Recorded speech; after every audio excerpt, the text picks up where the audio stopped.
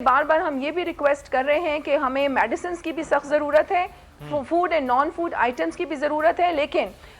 جو ہیلتھ کے حوالے سے جو ایشوز ہیں اس پہ جتنی بھی ٹیمز ہیں وہ ہائی الرٹ ہیں۔ کیا صورتحال اس وقت آپ لوگوں تک جو رپورٹ ہو رہی ہے کہ ایک تو سیلابی صورتحال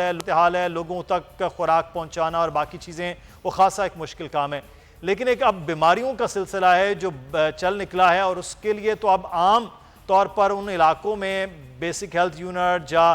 رورل ہیلتھ سینٹر ان میں اتنی جگہ نہیں ہوتی تھی، اب تو وہ بھی تباہ ہو چکے ہیں۔ کس طرح کے چیلنجز اب ہیں درپیش؟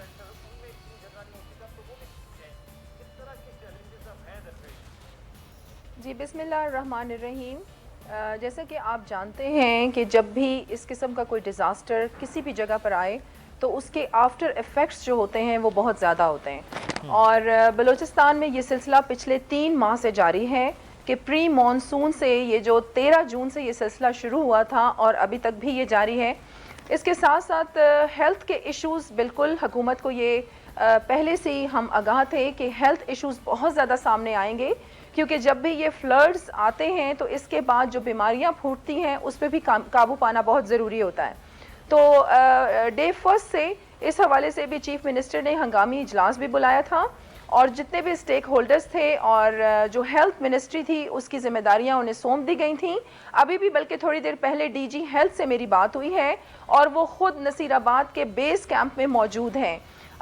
2000 کے قریب جو ہیں وہ میڈیکل کیمپس جو ہیں وہ قائم کیے گئے ہیں، اور بلوچستان میں آپ کو بتاؤں اسکن ڈیزیزز زیادہ سامنے آ رہی ہیں۔ ملیریا کا جو ایک مرض ہے وہ سامنے آ رہا ہے، گیسٹرو کا جو ایک مرض ہے وہ بھی سامنے آیا ہے زیادہ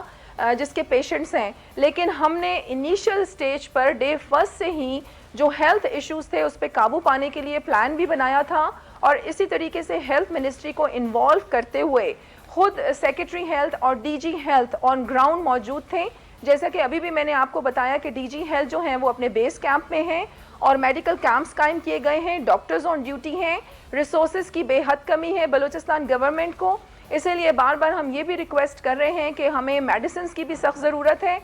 food and non food items کی بھی ضرورت ہے، لیکن جو ہیلتھ کے حوالے سے جو ایشوز ہیں اس پہ جتنی بھی ٹیمز ہیں وہ ہائی الرٹ ہیں اور خود آن ڈیوٹی موجود ہیں، ڈاکٹرز بھی آن ڈیوٹیز موجود ہیں، لیکن یہ بیماریاں آپ کو پتہ ہے یہ نیچرل بیماریاں ہیں، فلڈز کے بعد ان میں بالکل وبائی معاملات میں تو بہت زیادہ ضرورت ہوتی ہے کہ اس طرح تو عام حالات میں ہمارے پاس ہیلتھ فیسیلیٹیز نہیں ہیں جو نارمل ایک بیز ہوتے ہیں، اب تو سچویشن بالکل مختلف ہے۔ ڈاکٹر صاحب آپ اس چیز کو لک آفٹر کر رہی ہیں، تو کیا سچویشن آپ تک آ رہی ہے کہ کتنی بڑی تعداد ہے؟ کیونکہ ہمارے پاس جو فگرز تھے اس میں تو صرف خواتین کی بات کر لی جائے تو وہ حاملہ خواتین کی تعداد جو ہے وہ لاکھوں میں ہے، زچگی کے مسائل ہیں وہ بہت زیادہ ہیں، باقی بیماریاں جو وائرل جسے کہیں وہ تو ایک الگ معاملہ ہے۔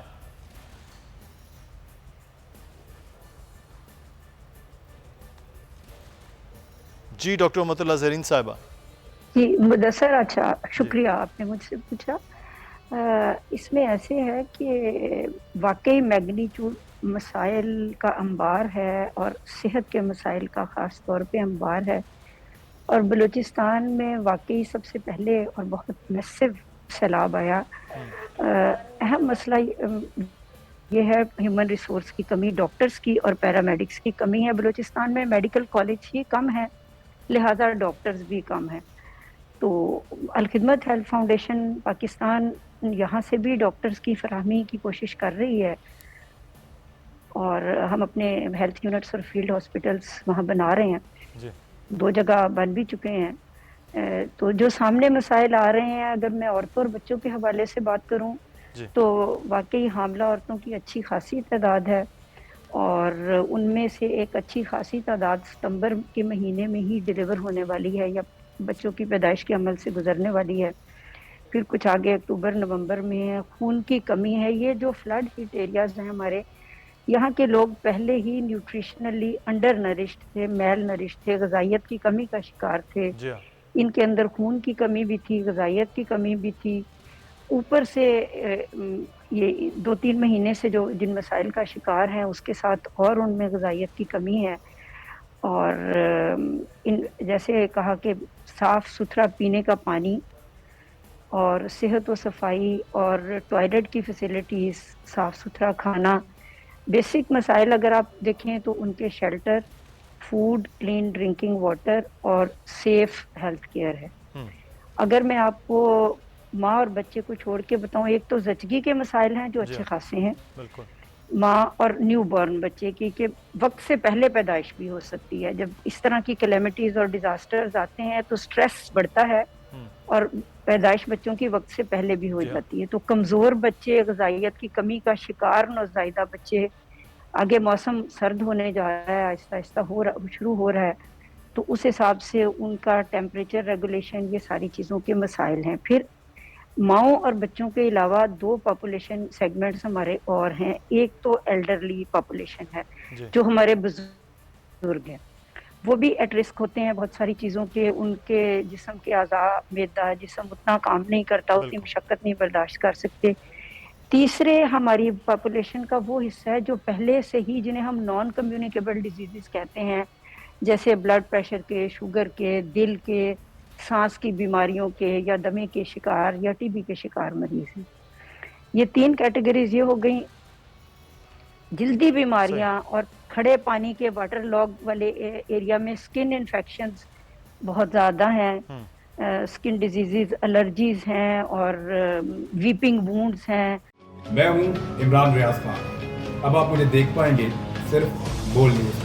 عمران ریاض خان صاحب جو ہیں وہ بول فیملی کا حصہ بن گئے ہیں۔ بڑے عرصے بعد کسی چینل نے حوصلہ کیا ہے، تو مجھے ایسا لگتا تھا کہ ہمیں بولنے کی اجازت نہیں ملے گی، لیکن بول نے ڈیسائیڈ کیا کہ بولنے کی اجازت وہ لے کر دیں گے۔ مجھے بول کی ایک چیز بہت اچھی لگی کہ بول نے کیٹیگوریکلی کہا کہ جو کرنا ہے کرو، ہم نے اپنا کوئی بندہ نہیں نکالنا۔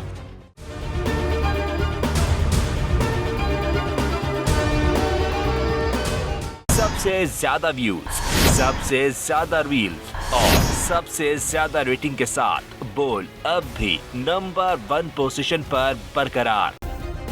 سبسکرائب کریں اور بیل دبائیں تاکہ کوئی خبر رہ نہ جائے۔